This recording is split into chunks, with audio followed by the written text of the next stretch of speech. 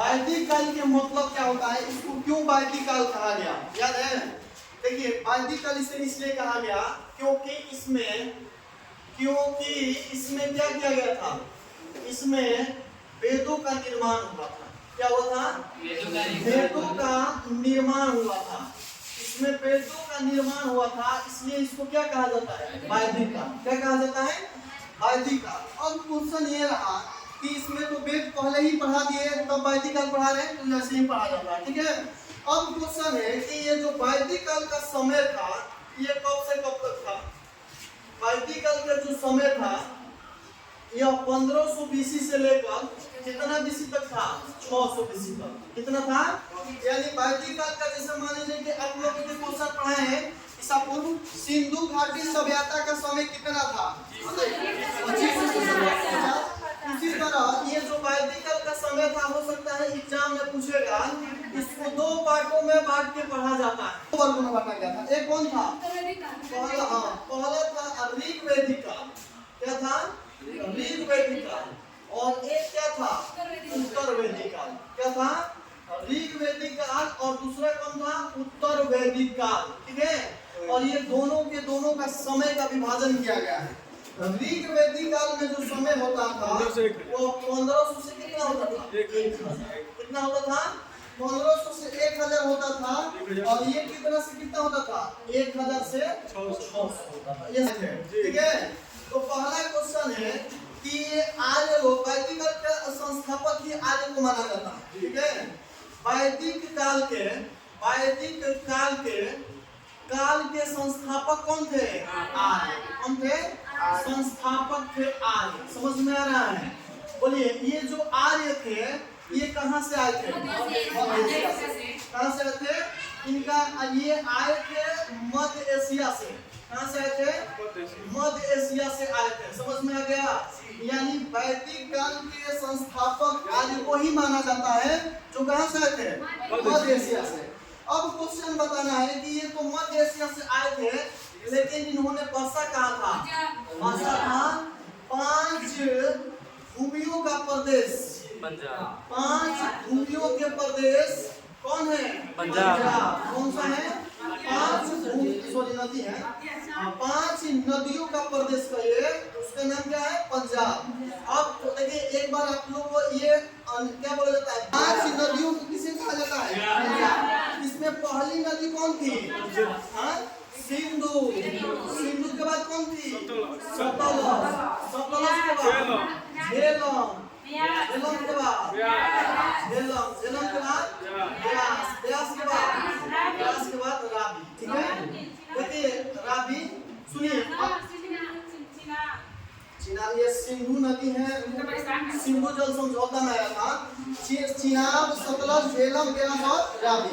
अब इसमें अगर ऊपर सिंधु लगा देंगे तो ये चल जाएगा पाकिस्तान और भारत के बीच के विवाद, जिसे सिंधु जल समझौता। वैदिक काल के संस्थापक कौन थे? कहाँ से आए थे?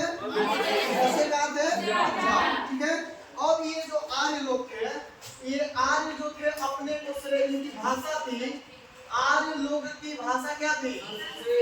भाषा थी संस्कृत। क्या थी? भाषा थी संस्कृत। अब क्वेश्चन आप लोग को बताना है कि क्या संस्कृत को भारतीय संविधान की 8वीं अनुसूची में शामिल किया गया है कि नहीं? किया गया है। और इसको क्लासिकल लैंग्वेज के भी दर्जा दिया गया है, ठीक है। शास्त्रीय भाषा है संस्कृत, क्योंकि बहुत से ऐसे शास्त्र हैं जो संस्कृत भाषा में लिखा गया है। जैसे मान लीजिए कि महाभारत रामायण संस्कृत में रहा है, तो इसे ये क्या बोला जाता है? आर्य लोग की भाषा क्या थी? संस्कृत। ये संस्कृत जो है इसको देवताओं का भाषा कहा जाता है। क्या कहा जाता है? देवताओं का भाषा है, इसलिए इसे क्या कहा जाता है? Classical language. क्या कहा जाता है? शास्त्रीय। क्या बोला जाता है? शास्त्रीय भाषा की दर्जा भी इसको दिया गया है, ठीक है।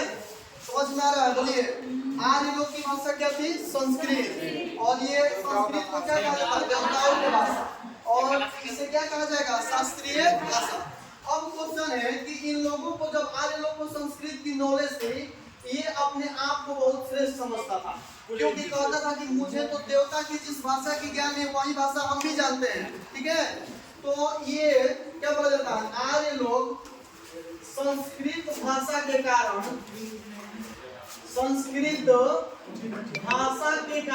क्या करते थे? भाषा के कारण क्या करते थे? अपने को श्रेष्ठ मानते थे। ठीक है, अपने को क्या मानते थे? श्रेष्ठ मानते थे। समझ में आ गया? लेकिन जिसको संस्कृत भाषा का ज्ञान नहीं था उनको तुच्छ लोग समझते थे ये लोग। ठीक है, निम्न वर्ग के लोग समझते थे। ठीक है, तो जिनको संस्कृत, अब क्वेश्चन ये पूछा गया था कि बताइए कि आर्य लोग अपने को श्रेष्ठ क्यों समझते थे? संस्कृत भाषा का क्या था? ज्ञान था।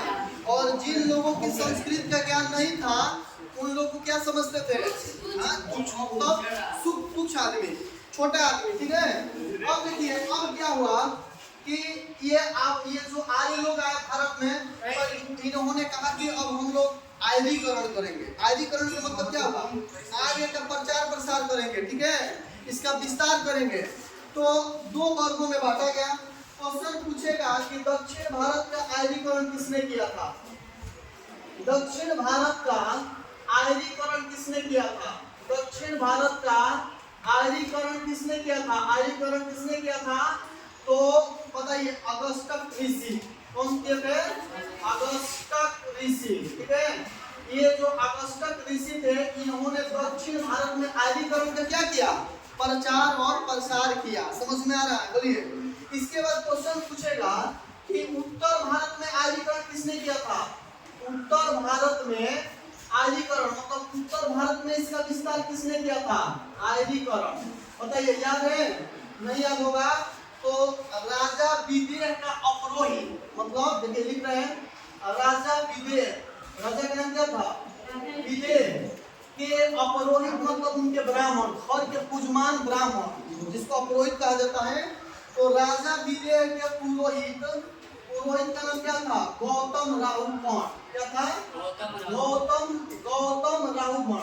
क्या नाम था? गौतम राहुगण। ये दोनों बात समझ में आया? देखिए सुनिए यहाँ से। आज लोग की भाषा क्या थी? संस्कृत। इस वजह से ये लोग क्या समझते थे? अपने को श्रेष्ठ। आज जिनको संस्कृत की नॉलेज नहीं था इनको क्या कहा जाता है? देवताओं का भाषा। इनके मन में ये चल रहा था कि अरे तो देवता की भाषा की नॉलेज है हम लोगों को, तो इन्होंने श्रेष्ठ समझने लगा। और जिनको ये नॉलेज नहीं था संस्कृत भाषा का उनको ये लोग तुच्छ समझते थे, छोटा। अब इन्होंने क्या किया? जब अपने को श्रेष्ठ समझा तो कहा कि अब हम आर्यीकरण करेंगे। आर्य लोग मतलब ये अपना विस्तार करेंगे। तो इन्होंने दो दिशाओं में बांटा। एक दक्षिण भारत का विस्तार किया, इसका नाम था अगस्टक ऋषि। और एक उत्तर भारत में आर्यीकरण हुआ, इसका नाम था राजा विदेह के पुरोहित गौतम राहुगण। ठीक है, इन्होंने एक व्रत रखा था गौतम राहुगण। क्या था?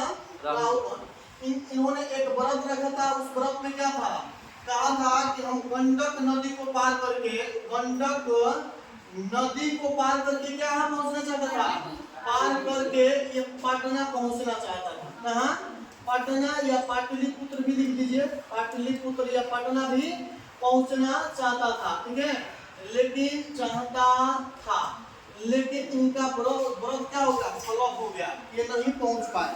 ठीक है, तब इन्होंने क्या कहा कि गंडक नदी को पार करके जब पाटलिपुत्र नहीं पहुंचा तो इन्होंने लिख दिया पाटलिपुत्र को अछूत की नगरी। क्या कहा? कि पाटलिपुत्र अछूत की नगरी है।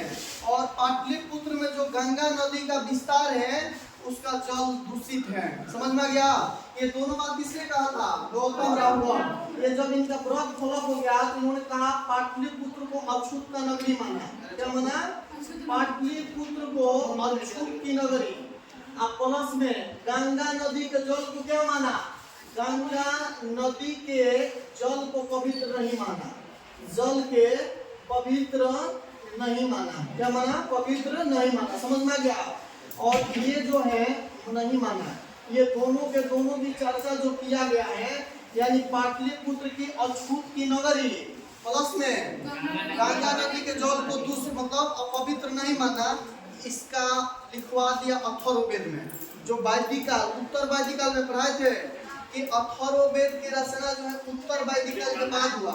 इन्होंने ये बात कहा तो इनको लिखवा दिया गया किस वेद में? अथर्ववेद में। तो क्वेश्चन पूछेगा आप लोग से कि बताइए कि पाटलिपुत्र को अछूत की नगरी किस वेद में कहा गया है? क्वेश्चन पूछेगा कि किस वेद में गंगा की जल को अछूत माना गया है? ये समझ में आ गया। अब देखिए इसके बाद क्या हुआ, अब थोड़ा सा देखिए, एक गंडक नदी है। क्या है? गंडक नदी। 2 क्वेश्चन बताना है। और इसके बाद एक आया है पाटलिपुत्र में गंगा नदी। गंगा नदी है ना कहीं, गंगा नदी। ये दोनों नदी के बारे में आप लोग समझिए। पहला पॉइंट ये क्वेश्चन बताना है कि बिहार में नदी को उसके उद्गम के स्थान आधार पे और उनकी दिशा के आधार पे कई वर्गों में बांटा गया है। गंगा नदी पूरा भारत में भी बहती है और भारत के कई राज्य में इनका विस्तार है 5, और बिहार में सबसे ज्यादा 13 जिला में इनका विस्तार है। तो सुनिए थोड़ा सा, यहाँ पे बिहार के नदी को उनके उद्गम तथा दिशा के आधार पर कई वर्गों में बांटा गया है। दिशा के आधार पर कई वर्गों में बांटा गया है, तो 2 वर्गों में बांटा गया है। कई वर्गों में? 2 वर्गों में। अब ध्यान से सुनिएगा, इनमें से कुछ ऐसी नदियां हैं जो हिमालय से निकलती हैं। कहाँ से निकलती है? हिमालय। एक यानी कहने का मतलब कि हिमालय से होकर निकलने वाली नदी सतलज, ठीक है। और उसके बाद एक पठार से होकर निकलने वाली नदी। ये बिहार की नदियों को यही 2 वर्गों में बांटा गया है। कुछ बिहार की ऐसी नदियां हैं जो कहाँ से निकलती हैं और कुछ कैसे निकलती हैं, समझ में आ गया। अब देखिए, अब ये जो हिमालय से नदियां निकलती हैं वो 2 नदी में, इसमें पहली नदी है गंगा हिमालय से होकर निकलती है। तो हिमालय से बोलिए, गंगा हिमालय से उद्गम होता है। गंगा हिमालय क्षेत्र से होकर निकलती है, ठीक है। गंगा के बाद क्या हो जाएगा? घघरा भी कहाँ से निकलती है? हिमालय से। उसके बाद बूढ़ी गंडक, ठीक है, बूढ़ी गंडक। उसके बाद बताइए, याद है? कोसी के बाद महानंदा। ये इतना जो नदियां हैं यह कहाँ से निकलती हैं? गंगा, गंडक, घघरा, बूढ़ी गंडक, कोसी और महानंदा, यह हिमालय से होकर निकलती हैं। लेकिन क्वेश्चन पूछेगा कि कौन कौन सी नदी है जो पठारी क्षेत्र से निकलती है। तो इसमें पहली नदी हो जाएगी सोन।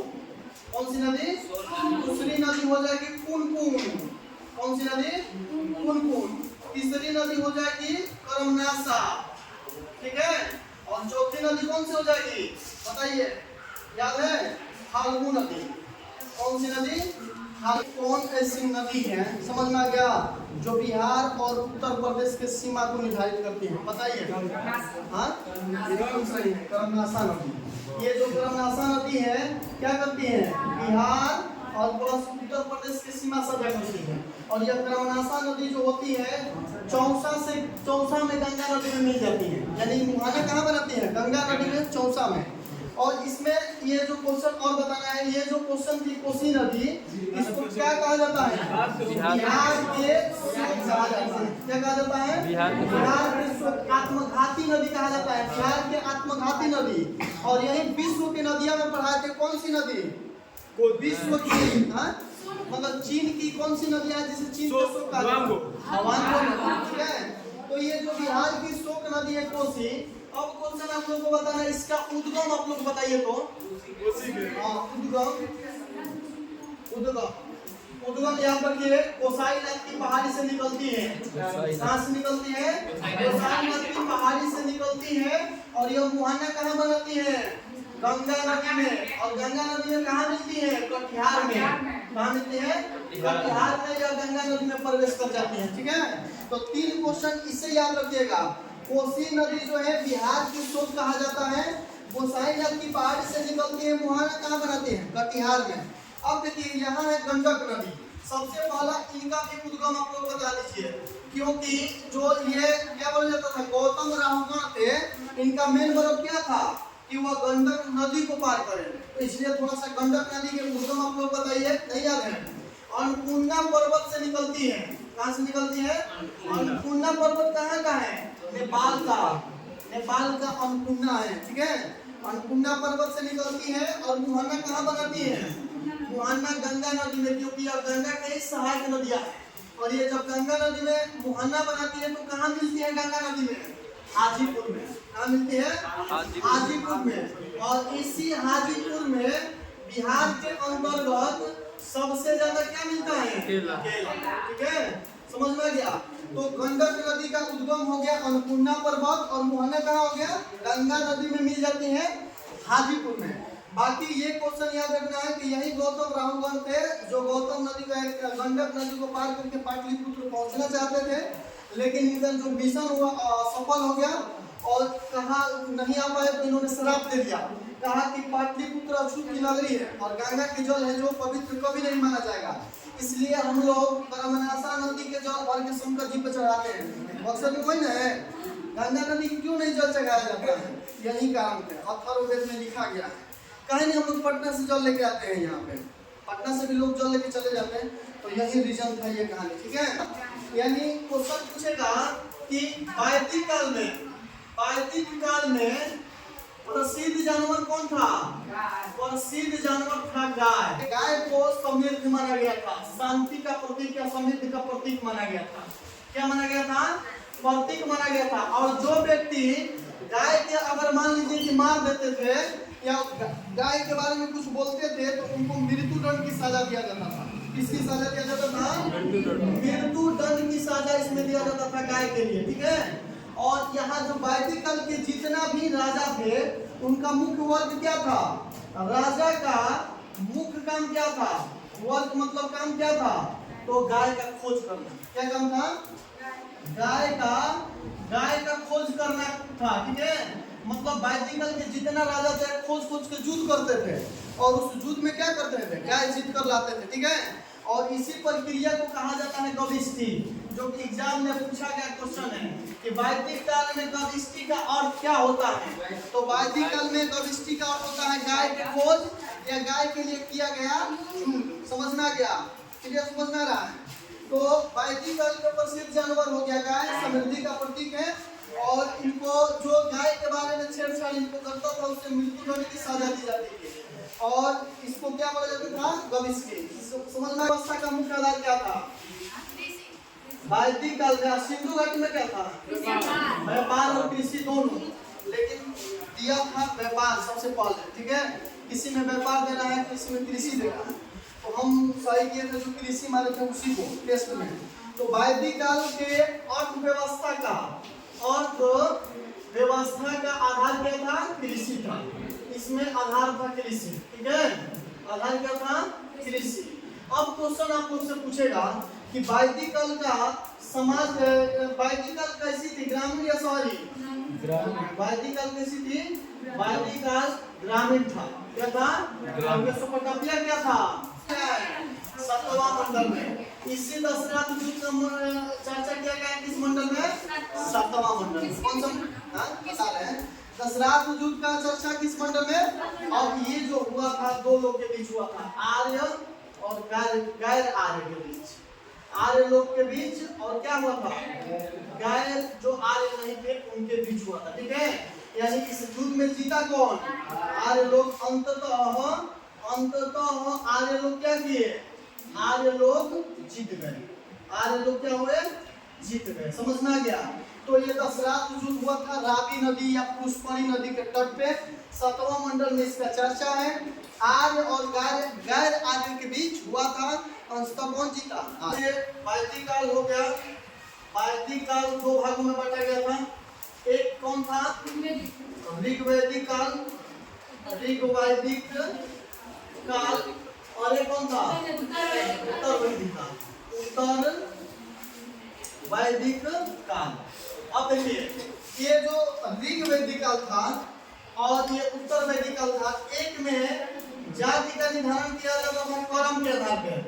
जैसा आपका कर्म रहेगा वैसे आपको जात मिलता था। और इसमें जो था ये उत्तर वैदिक काल में वंश के आधार पर जात निर्धारण किया जाता था। किसके आधार पे? वंश। और ये जो उत्तर वैदिक काल है ना, यहाँ से ये जो था वैदिक काल, वैदिक काल के अंतर्गत यहाँ से लेके राजपूत तक काल के अंतर्गत ये आता है। ठीक है, तो क्वेश्चन अब देखिए जात के आधार पर कैसे किया जाता था। जैसे मान लीजिए एक ही घर में 4 भाई है, किसी पिता का 4 बेटा, एक घर में कई बेटा 4 बेटा, ठीक है।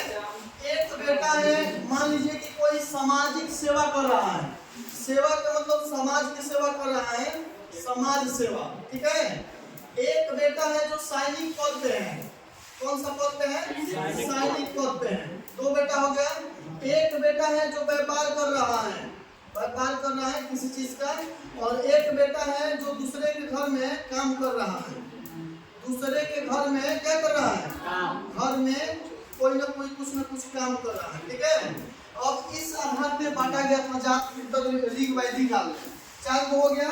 एक बेटा था, एक ही घर के एक भाई हो गए समाज से काम कर रहे हैं, दूसरा भाई सैनिक पद पे है, तीसरा भाई व्यापार कर रहे हैं, और चौथा भाई, और जो भाई सामाजिक सेवा करेगा वह किसके अंतर्गत आएगा, वह ब्राह्मण के अंतर्गत आता था। किसके अंतर्गत आता था, ब्राह्मण के। उसकी जात दे दिया जाता था कि आप ब्राह्मण हो, और जो व्यक्ति सैनिक के पद पर जाता था उसे क्षत्रिय कहा जाता था।